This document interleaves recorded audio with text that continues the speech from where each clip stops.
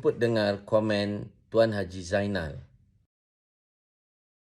Bila saya kongsi dengan tuan-tuan tentang bagaimana Allah tunjukkan pada kita, kita banyak orang cerdik, kita selalu berbincang tentang bagaimana mendapatkan anak yang cerdik, bagaimana membangunkan bangsa yang cerdik. Tapi hari ini, flotilla dipimpin oleh seorang yang ada Asperger, satu daripada ciri autisme minimum.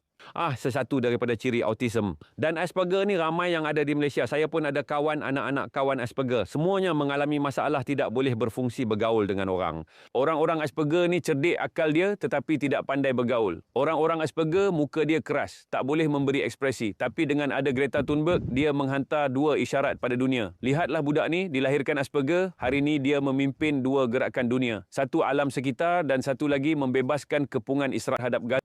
Jadi dari situ kita ambil fahamlah bagaimana Allah telah mengatur pengajaran kepada kita. Kamu orang-orang cerdik yang nak berdebat. Seorang kata dia terahli dalam Sunni, seorang kata dia terahli dalam Syiah, seorang kata dia terahli dalam Wahabi. Bergaduhlah soal ilmu eskatologi, akhir zaman, susuhan akhir zaman, puzzle ini, Imam Mahdi akan datang. Bagilah kita berehat-rehat.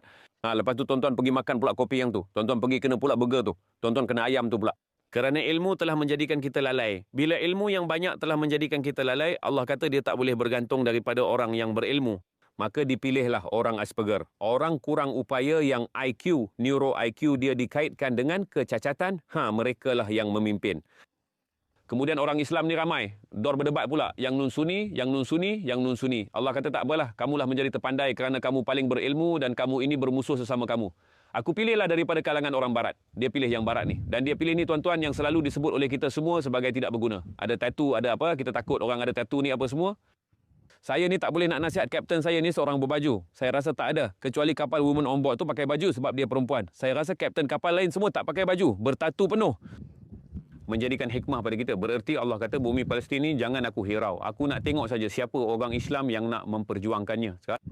Kalau orang Islam tak nak berjuang, aku boleh pilih siapa saja. Hari ini kan dah aku tunjuk pada kamu. Kata kita ni orang-orang yang dikata wahai orang-orang yang beriman satu. Kemudian wahai orang-orang yang berfikir. Kalau kita ada amal iman, kita ada fikir, tak adalah kita tak fikir. Allah pilih seorang yang ada Asperger untuk pimpin flotilla ni.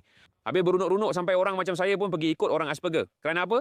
Kerana kebenaran ada pada dia. Kerana keberanian ada pada dia. Kerana cinta pada dia. Kerana kasih pada rakyat pada dia. Kita ikutlah.